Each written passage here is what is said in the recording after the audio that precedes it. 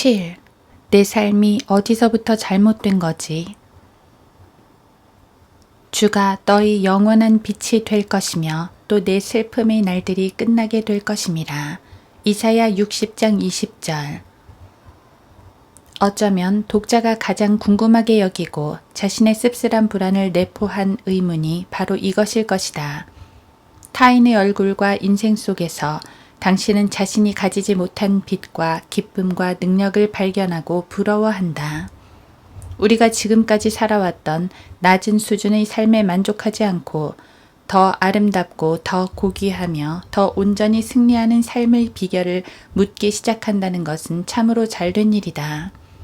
쉴 새 없이 몸을 뒤척이며 고나게 잠을 자던 이가 이제 깨어나려 하고 이내 아침 햇살이 그가 너무나 오랫동안 잠에 취해 있던 침대 위로 비치고 있는 것을 느끼는 것이다. 잠자는 자여 깨어라. 그리고 죽은 자들로부터 일어나라. 그러면 그리스도께서 내게 빛을 주시리라. 에베소서 5장 14절. 그러나 우리는 서로 체질이 다르다는 것을 기억해야 한다. 어떤 이는 암울한 환경에서 태어나서 평생 유전적인 우울한 성향을 가지고 살아간다. 그들의 본성은 음울한 정서에 맞추어져 있고 쉽게 흥분하지만 이내 의기소침해진다. 이들은 언제나 사물의 어두운 면들을 보며 더할 나위 없이 푸른 하늘을 바라보면서도 사람의 손바닥만한 구름을 찾아낸다. 그들의 길에는 그림자가 드리워져 있으며 햇빛이 가까스로 빽빽한 숲의 잎사귀를 통해 10개 그 길을 비추고 있을 뿐이다. 어쩌면 이러한 체질이 당신의 것일 수도 있으리라. 만일 그렇다면 당신은 결코 다른 이들에게 찾아오는 동일한 넘쳐 흐르는 기쁨을 기대할 수 없으나 그렇다고 해서 반드시 불평할 필요도 없다. 이는 당신의 구주께서 그분의 손으로 당신을 위해 빚으신 멍에이기 때문이다. 당신은 주님을 위해서 이를 짊어져야 하고 불평하거나 다른 이들이 보는 데서 보란듯이 드러내거나 이러한 성격이 당신의 확고부동한 의지를 정복하지 못하게 할 것이며 이를 조용히 견디고 이 모든 것 가운데서 하나님을 찬양해야 할 것이다. 타인에게 찾아오는 그러한 기쁨을 얻기는 어쩌면 불가능할지라도 적어도 하늘이 인간에게 주신 최상의 선물인 안식과 승리와 평안은 당신의 것이다. 우리는 또한 감정이 우리의 영적인 상태에 대한 바른 잣대가 아니라는 진리를 기억해야 한다. 마음의 올바름은 대개 마음속의 기쁨으로 나타나며 이는 몸의 건강이 대개 원기왕성한 정신으로 나타나는 것과 같다. 그러나 항상 그런 것은 아니다. 다른 말로 하면 기쁨이 없다는 것이 언제나 그 마음이 올바르지 않다는 것을 증명하는 것은 아니라는 말이다. 그럴 수도 있지만 분명한 것은 항상 그렇지는 않다는 것이다. 아마도 신경을 과도하게 썼을 수도 있다. 엘리야가 광야에 있을 때도 그랬었다. 칼멜산에서의 그 길고도 첨예한 영적 싸움을 마치고 모래 위에 누워서는 죽기를 간구했으나 하나님은 이 기도에 책망하지 않으시고 다만 음식과 잠을 주셨다. 어쩌면 주님은 눈에 보이는 환경에서 빛을 거두어 가시고는 우리가 하나님 그분 자체를 사랑하는지 아니면 단지 그분이 주시는 선물들을 사랑하는지 알기 원하시는지도 모른다. 겟세마네 동산에서 우리는 인생의 최고의 가르침을 받을 수 있다.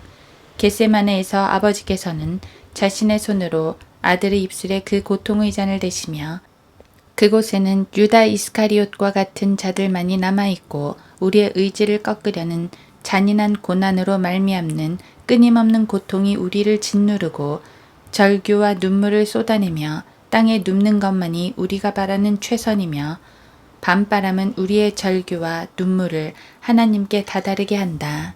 이러한 상황에서 풍성한 기쁨을 찾기란 불가능할 것이다. 암울한 고통은 사람을 시험하고 단련한다. 죽음의 그늘이 깔린 집에 화려한 옷이 어울리지 않듯이 명랑한 성품도 이와 같은 상황에서는 합당치 않다. 인내, 용기, 믿음 같은 것이 이러한 시기에 나타나야 할 적절한 은혜인 것이다. 그러나 이러한 모든 것을 고려해 볼 때 우리 중 많은 이들이 낙원의 빛으로 우리를 빛나게 하는 이 축복을 놓치는 것은 어리석은 짓이며 이 손실은 우리의 인격에 훗날 다시 찾아내고 바로잡아야 할 결함을 가져올 뿐이다. 1. 경험을 의존하지 말라.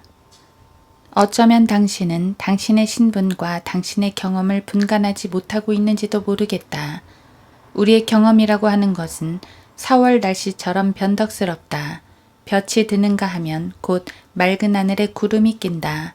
수마일에 걸쳐 형성된 구름이 빠른 속도로 지나가고 그것이 만들어내는 빛과 그림자가 연차적으로 마른 풀이 무성한 황무지와 거품이 있는 바다 위를 덮는다. 그러나 그리스도 안에서의 우리의 신분은 변하지 않는다.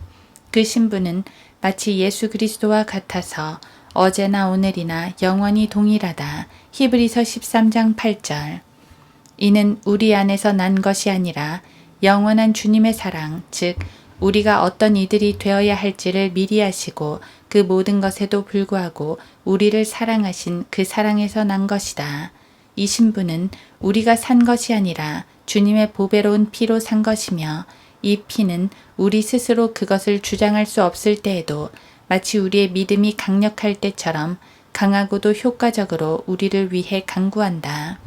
우리가 아니라 성령께서 이 신분을 지켜주신다. 우리가 만약 구원을 위해서 예수님께로 달려가서 그분 아래 숨고 그분을 의지하며 신뢰했다면 우리는 영원히 주님과 하나가 된 것이다. 우리는 그분이 무덤 속에 묻히셨을 때에도 하나였으며 부활하신 날의 아침에도 하나였으며 주님이 하나님의 오른편에 앉으셨을 때도 하나였으며 마치 수영하는 사람의 머리만 태양의 영광스러운 빛으로 둘러싸여 있고 다른 지체는 물 아래 있어도 그 몸이 머리와 하나인 것처럼 이제 주님께서 자신의 아버지의 미소의 빛 가운데 서 계신 지금도 우리는 주님과 하나이다. 단 한순간이라도 그 어떤 의심이나 낙담도 우리가 예수님의 피를 통해서 하나님께 받아들여졌다는 영원한 진리에는 어떤 영향을 주거나 이를 변경시킬 수 없다. 어쩌면 당신은 이 진리를 모르고 예수 그리스도 안에서의 당신의 신분이 자신의 변화무쌍한 기분에 의해 영향을 받는다고 생각했을지도 모른다. 마치 형병법에 있어서 피보호자의 재산이 그가 쓴 돈의 양만큼 줄어들거나 증가하는 것처럼 말이다. 예수님 안에 있는 우리의 신분은 투자된 자본이고 가장 최상의 상태의 우리의 감정은 우리가 쓰는 돈과 같아서 그것이 한 번 우리의 호주머니나 지갑에서 나가면 다시는 채워질 수 없는 것처럼 말이다. 당신이 어떻게 느끼는가를 생각지 말고 예수님이 어떤 분이신가와 그분이 이루어 놓으신 일, 또 지금도 하고 계신 일, 그리고 끝없는 세상에서도 당신을 위해 하실 일과 같은 영원한 진리에 흔들리지 않는 반석 위에 서라. 2. 감정에 의존하지 말라. 어쩌면 당신은 자신의 감정을 너무 많이 의존하고 자신의 의지를 적게 사용하며 살아왔을 수도 있다. 우리는 우리의 감정을 직접 통제할 수 없지만 우리의 의지는 통제할 수 있다. 우리의 의지가 우리의 소유가 된 것은 하나님의 소유로 드리기 위해서다. 하나님께서는 우리가 어떻게 느끼는가에 책임을 묻지 않으시고 우리가 무엇을 의지로 주장하고 행하는가에 책임을 물으신다. 하나님께서 보실 때 우리는 우리가 그렇다고 느끼는 어떤 존재가 아니라 우리가 의지로 선택하는 존재이다. 그러므로 감정이라는 여름 별장에 거하지 말고 의지라 불리는 난공불락의 요새, 즉 온전히 하나님의 뜻에 드려지고 굴복한 의지의 요새에 거하라. 예배를 드릴 때 사람들은 자주 거룩한 느낌으로 뒤덮인다. 마치 물결들이 높이 일듯이 기쁨의 급류가 굉장한 소리를 내고 부숴버릴 것처럼 수문을 두드리며 감정의 각각의 요소들이 황홀한 합창으로 모아지는 것을 느낀다. 그러나 다음날 일상으로 돌아가면 인생은 지저분한 회계 사무실과 어두컴컴한 가게와 시끄러운 공장, 불경건한 작업장 등을 대면해야 한다. 그리고는 사람들은 어제의 기쁨을 겸손하게 주님과 동행하면서 오는 어려움과 비교하면서 어제처럼 삶이 매우 경건하고 거룩한지 자문하게 된다. 그러나 이때에도 우리의 의지는 머리카락 하나 굵기만큼도 그 위치를 양보하지 않을 수 있다는 사실은 우리에게 큰 위안을 준다. 우리는 위를 올려다보고는 말한다. 나의 아버지, 감정의 봄철이 여름철 개울 물살처럼 빨리 지나가 버렸습니다.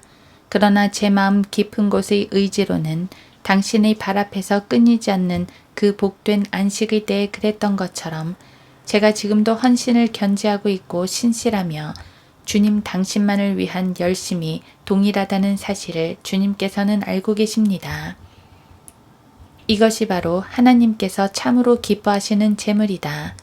또한 이렇게 함으로 우리는 평온하고도 화평한 삶을 영위할 수 있는 것이다. 3. 하나님의 명령에 순종하라. 어쩌면 당신이 하나님의 분명한 명령에 불순종했을지도 모른다. 가끔 우리는 영적인 조언자에게 가서 다음과 같이 말한다. 제게는 기쁨이 없어요.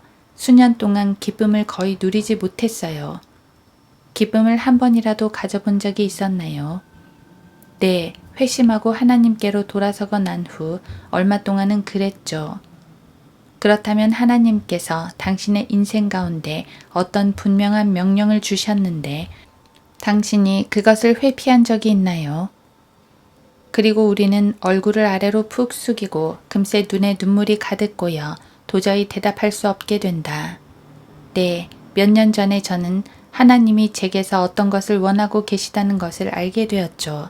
그러나 저는 하나님께서 제게 원하시는 것을 할 수 없을 것만 같이 느껴졌고 한동안 그것에 대해서 마음이 불편하더니 조금 지나자 그러한 생각은 제 마음에서 사라져버렸고 지금은 그 일에 대해 마음이 불편하지 않아요.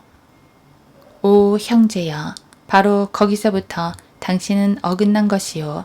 형제가 순종을 거부한 수년 전의 바로 그 시점으로 돌아가서 하나님께서 수년 전에 당신에게 요구하신 그것을 실행하지 않는다면 당신은 절대적인 순종의 좁은 길을 떠나버렸기에 결코 기쁨을 얻지 못할 것입니다. 이것이야말로 수많은 그리스도인들이 침체하는 이유가 아닌가. 그들이 하나님의 자녀들임은 사실이나 정확히 말하면 불순종한 자녀들인 것이다. 성경은 순종을 요구하는 하나의 긴 종소리를 울리고 있다. 신명기의 핵심어는 지켜 행할지니라 는 것이다. 예수님께서 마지막으로 설교하실 때 하신 말씀도 너희가 나를 사랑하면 나의 계명들을 지키라는 것이었다. 요한복음 14장 15절. 우리는 질문하거나 대꾸하거나 변명해서는 안 된다. 스스로의 길을 찾고 그것을 택해서는 안 된다. 우리는 어떤 명령들을 지키고 어떤 것들을 거절해서도 안 된다. 다른 명령들에 대한 순종이 하나의 특정한 불순종을 보상한다고 여겨서도 안 된다. 하나님은 우리에게 한 번에 하나의 명령을 주시며 우리가 하나의 방법이 아니라 많은 방법들로 이를 확신케 하시고 이로써 우리를 평가하시는 것이다. 우리가 이 명령에 있어서 순종한다면 주님은 우리의 혼을 축복으로 가득 채우실 것이며 우리를 새로운 길과 푸른 초장으로 인도하실 것이다.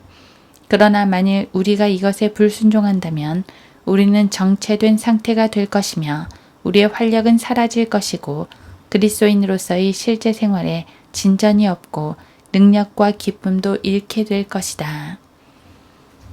4. 감추어진 죄들에서 돌이키라. 어쩌면 당신은 자신이 알고 있는 악을 허락하고 있는지도 모른다. 일단 물이 흐르기를 멈추면 고운 침척토 입자가 드러나고 하나씩 바닥으로 가라앉는다.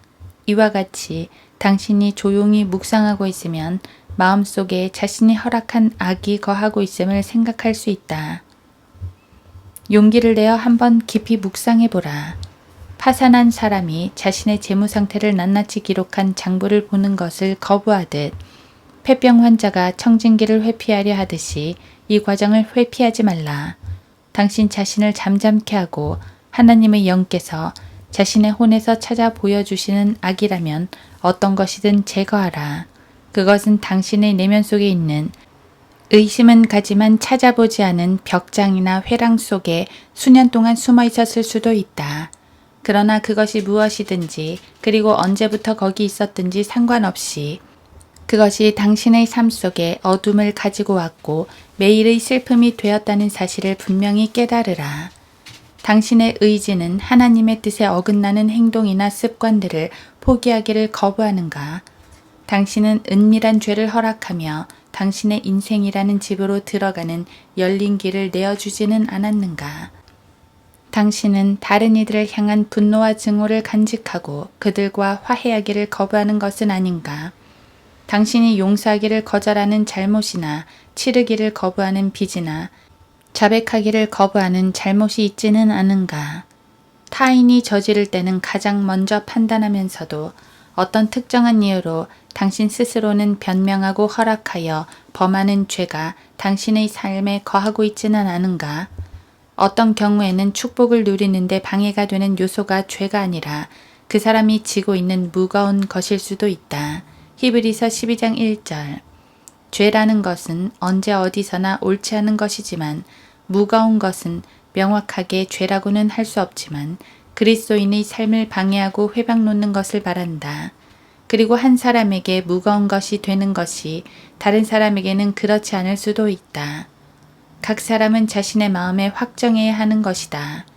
그리고 우리가 단지 하나의 일로 말미암아 우리의 삶이 방해받는다면 그 자체로는 아무리 해가 없고 다른 이들도 아무렇지도 않게 받아들인다 하여도 다른 방법이 없고 우리는 사람들이 씨름이나 경주를 할 때 상을 받기 위해 그들이 겉옷도 벗어 던지고 경계하듯이 그것을 옆으로 내려놓아야 하는 것이다. 오, 하나님만을 바라보라. 어쩌면 당신은 자신의 내면을 너무 많이 살피는 반면 주 예수님은 너무나 적게 바라보는지도 모른다. 건강한 사람들은 자신의 건강에 대해 신경 쓰지 않지만 몸이 약한 사람들은 자신의 몸을 병적으로 살피고 염려하기 때문에 오히려 병을 얻게 된다. 만약 당신이 자신의 맥박을 재기 시작한다면 당신의 심장이 자연스럽게 뛰는 것을 방해하게 된다. 만약 당신이 계속해서 아픈 곳을 찾아내려고 한다면 결국은 질병을 하나 얻게 될 것이다. 안타깝게도 하나님의 진실한 자녀들이지만 자신의 자아를 병적으로 정밀하게 살펴서 스스로 어두움을 만들어내는 이들이 몇 명 있다. 그들은 언제나 자신의 자아로 돌아와서 자신들의 동기를 나열하고는 과거에 했던 정화 작업을 다시 반복하고 스스로를 자기 자신에게 비교한다. 그들의 삶이 의심할 바 없이 경건하다 할지라도 어떤 형태로든 결국 그들의 인생의 중심은 자신의 자아인 것이다. 이러한 반복되는 과정에서 어둠 외에 다른 것이 나올 수 있겠는가? 우리의 인생에 있어서 우리 자신 안을 살펴보고 심판받지 않기 위해 우리 자신을 판단해야 할 때도 분명히 있다. 그러나 이러한 일은 우리가 진실된 마음으로 목적을 가지고 주님께 돌아설 때나 있는 일이다. 그리고 한 번 이루어지면 다시 반복할 필요가 없는 것이다. 뒤에 있는 것은 잊어버리고 라는 말씀이 의미하는 바가 바로 이런 것이다. 빌립보서 3장 13절. 문제는 우리 스스로가 가진 가능성만큼 행했느냐가 아니라 바로 그 당시 우리가 할 수 있는 만큼 행했느냐 하는 것이다. 우리는 자신의 창문을 닦으며 그것이 깨끗한지 아닌지 살피면서 일생을 허비해서는 안 되며 오히려 우리 자신을 하나님의 영광스러운 빛을 통과시켜 비추는데 힘써야 할 것이다. 그 빛이 곧 우리를 비춰서 우리에게서 제거되어야 할 것들을 보여줄 것이며 또한 우리가 실수 없이 정확하게 그 일을 할 수 있는 능력을 줄 것이다. 우리 주 예수님은 성도들이 복되고 거룩한 삶을 살기 위해 필요한 모든 것이 갖춰져 있는 완벽한 창고이다. 주님에게서 풍성히 받고 그분 안에 거하며 그분에게서 물을 끌어들이고 그분의 충만하심에서 순간순간의 시간을 얻는 것이 바로 혼의 건강을 지키는 유일한 조건이다. 그러나 주님보다 자아에 더 신경을 쓰는 것은 마치 몸의 감각들을 향상시키는데 많은 시간을 들이면서도 실제로 바깥 세상에서 오는 자극을 인지하기 위해서는 전혀 그 감각들을 사용하지 않는 것과 같은 어리석음이다. 눈을 돌려 예수님을 바라보라. 주님 안에서 스스로 기뻐하라. 내 호나 너는 하나님만 바라라. 6. 하나님과의 교제 시간을 늘리라. 어쩌면 당신이 하나님의 말씀을 통한 하나님과의 교제에 너무 적은 시간을 들였는지도 모른다.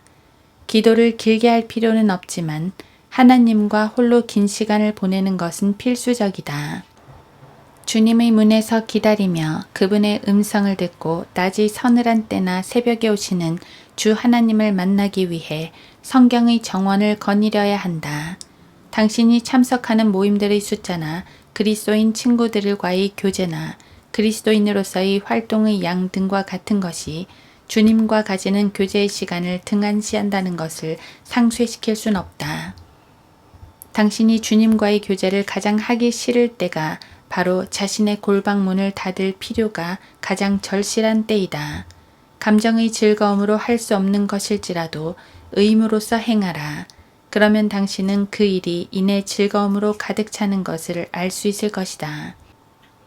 당신이 음식을 섭취하지 않고 성장하는 것이 그리스도인으로서의 삶에서 하나님과의 교제 없이 기뻐하고 강건하게 되는 것보다 더 쉬울 것이다.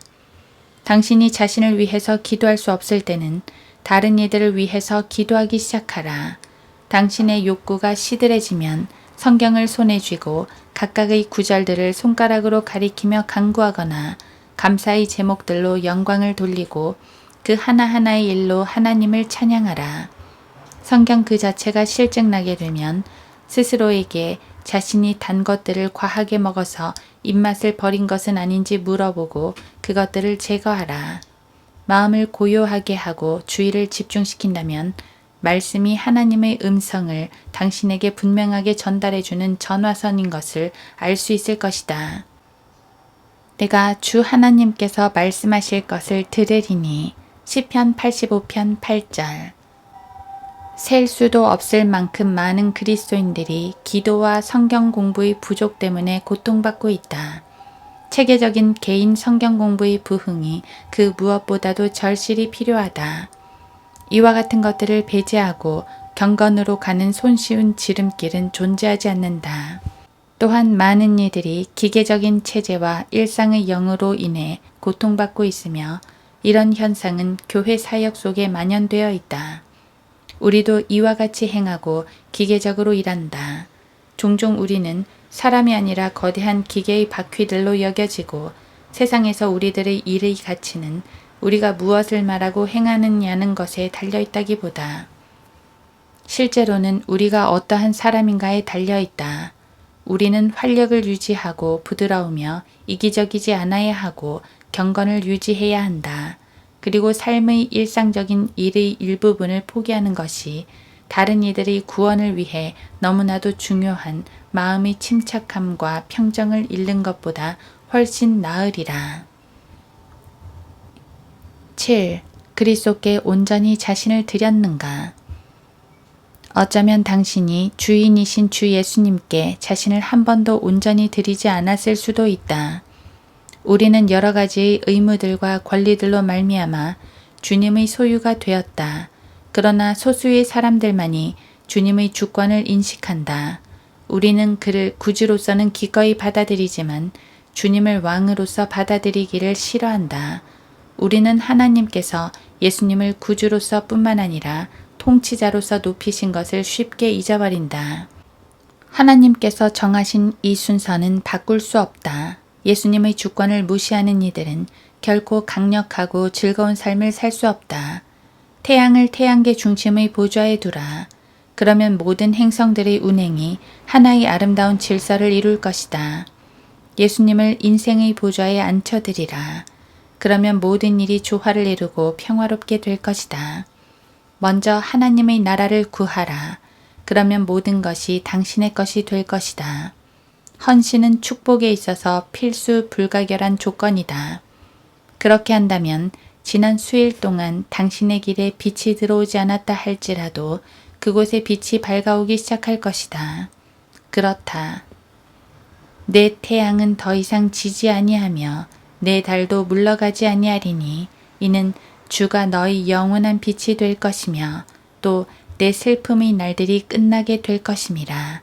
이사야 60장 20절.